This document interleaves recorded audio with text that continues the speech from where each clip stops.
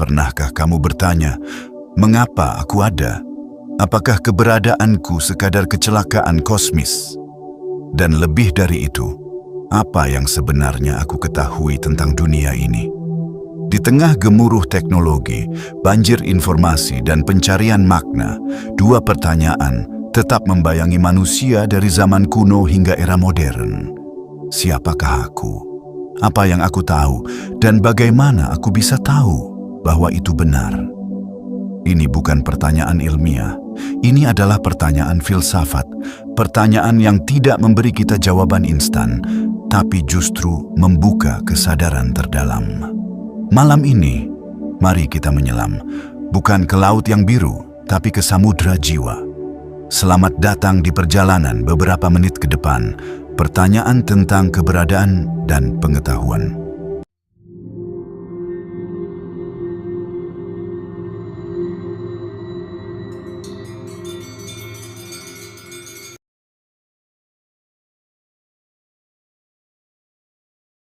Mengapa ada sesuatu dan bukan ketiadaan? Pertanyaan itu adalah misteri pertama yang menggugah kesadaran manusia sejak awal. Di dalam keheningan purba, ketika belum ada bahasa, belum ada agama, dan belum ada sains, manusia pertama hanya tahu satu hal, dia ada. Tapi apa artinya ada? Apakah keberadaan itu mutlak atau hanya persepsi? Dalam filsafat, ontologi adalah studi tentang keberadaan. Apakah segala sesuatu ada karena dirinya sendiri atau hanya karena kita mengamatinya? Ada yang berkata, kita ada karena Tuhan menciptakan kita. Ada pula yang berkata, kita ada karena hukum alam tidak memungkinkan ketiadaan terus berlangsung. Namun, barangkali keberadaan bukan soal asal-usul, tapi soal kesadaran bahwa kita sedang menjalani sesuatu yang belum pernah kita pahami sepenuhnya.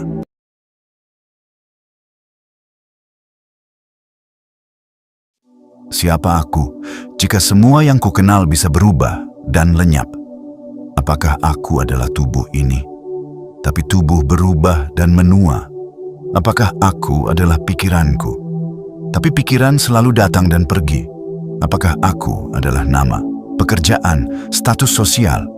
Tapi semua itu bisa dihapus dalam sekejap. Siapa aku?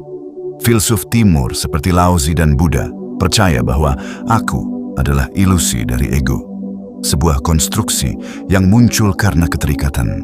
Sementara filsuf Barat seperti Descartes berkata, aku berpikir maka aku ada. Tapi bahkan pikiran pun bisa keliru, bisa dibentuk oleh trauma, oleh budaya, oleh dogma. Lalu, siapa aku yang sejati?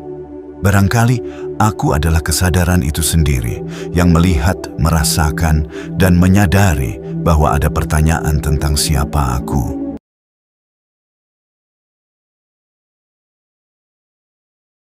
Di era digital ini, keberadaan terasa semakin aneh. Kita bisa hadir tanpa tubuh, bisa berbicara tanpa suara, bisa eksis dalam dunia maya tanpa jejak fisik. Kita mengejar eksistensi di media sosial, membangun identitas dari likes, views, dan followers. Tapi, apakah itu benar-benar keberadaan atau hanya bayangan dari ego yang lapar? Dunia modern membingkai keberadaan sebagai produktivitas. Siapa yang paling sibuk, paling kaya, paling dikenal, dialah yang paling eksis. Namun di balik layar, kita merasa kosong. Kita bertanya, apakah keberadaan harus diakui agar menjadi nyata? Atau justru keberadaan sejati muncul saat kita tak berusaha menjadi siapa-siapa, melainkan hanya hadir di sini, sekarang, sepenuhnya.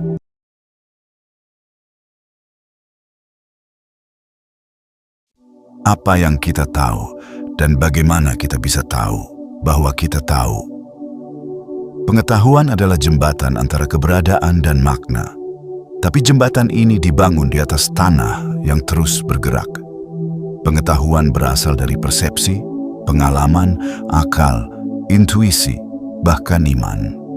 Tapi tak ada satupun yang mutlak. Sains memberi kita penjelasan tentang materi. Agama memberi kita arah moral, filsafat memberi kita pertanyaan. Tapi semua itu tetap bergerak dalam batas pikiran manusia. Plato percaya bahwa pengetahuan adalah mengingat kebenaran abadi. Sementara empiris seperti Hume percaya bahwa pengetahuan hanyalah hasil pengamatan. Dan di antara semua perdebatan itu, manusia tetap haus akan kepastian. Tapi barangkali pengetahuan sejati bukanlah kumpulan fakta, melainkan keberanian untuk terus mencari meski tak ada jaminan jawaban.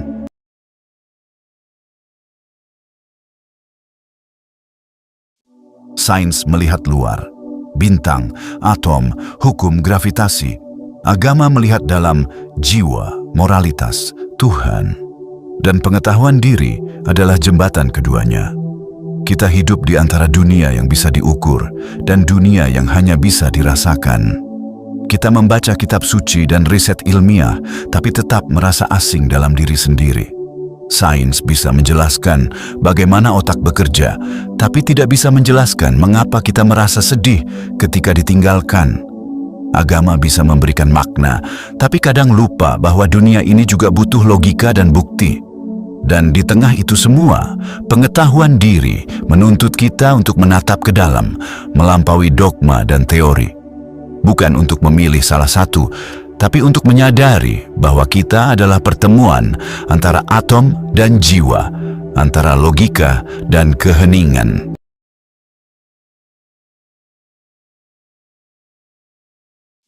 Di zaman ini, kebenaran seperti bayangan. Ia berubah tergantung cahaya, sudut pandang, dan siapa yang memegang kamera. Media bisa memutarbalikkan realitas. Ideologi bisa membungkus kebohongan dengan kata-kata indah. Lalu, bagaimana kita tahu mana yang benar? Filsuf postmodern seperti Foucault berkata, kebenaran adalah konstruksi kekuasaan. Sementara tradisi spiritual mengatakan kebenaran tidak bisa dikatakan, hanya bisa dialami. Mungkin kebenaran bukan sesuatu yang bisa dimiliki. Ia adalah proses yang harus dijalani. Ia tidak absolut, tapi juga bukan sepenuhnya relatif. Ia seperti cahaya, tak bisa disentuh, tapi bisa menerangi.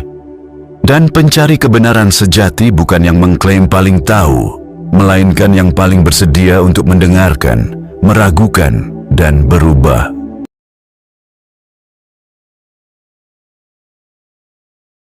Ada saatnya semua kata-kata berhenti, semua teori menjadi beban, semua pengetahuan menjadi kebisingan. Di titik itu, hanya keheningan yang bisa menyentuh inti jiwa. Keheningan bukan kekosongan. Ia adalah ruang tempat kebijaksanaan lahir. Kita bisa membaca ribuan buku, tapi hanya dalam keheningan kita benar-benar memahami. Kita bisa mendengar ceramah dan debat, tapi hanya dalam diam kita mendengar suara batin sendiri. Kebijaksanaan bukan pengetahuan yang banyak, melainkan kemampuan untuk tahu kapan harus berhenti mencari dan mulai merasakan. Dalam keheningan, kita tak lagi bertanya, tapi menerima. Tak lagi mencari kepastian, tapi merangkul misteri. Dan mungkin di titik itu, kita akhirnya mengerti bahwa keberadaan bukanlah soal jawaban, melainkan keberanian untuk tetap hadir dengan penuh kesadaran.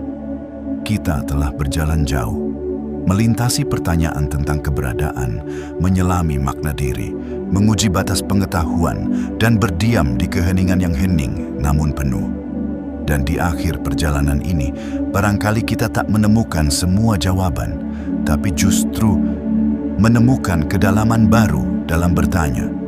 Karena mungkin hidup ini bukan tentang menemukan jawaban yang mutlak, melainkan keberanian untuk terus hidup dalam pertanyaan dengan hati yang terbuka dan kesadaran yang jujur. Jika video ini menyentuh bagian terdalam dari pencarianmu, aku mengundangmu untuk berjalan bersama di ruang ini. Subscribe untuk terus mengikuti percakapan-percakapan jiwa yang tak pernah usai. Like jika kamu merasa ditemani dalam sunyi oleh kata-kata ini. Tinggalkan komentar, bukan hanya untuk bertanya, tetapi untuk menyalakan obor pengetahuan bagi sesama pencari. Dan bagikan video ini kepada mereka yang mungkin sedang duduk sendiri, mencari arti dari keberadaannya. Karena Siapa tahu, di balik layar, di balik kata, kita semua sebenarnya sedang saling memanggil dalam bahasa jiwa yang tak bisa dipalsukan. Sampai jumpa di ruang sunyi berikutnya, di mana pertanyaan bukan untuk dijawab, tapi untuk dihayati bersama. Salam dari Dialog Jiwaku.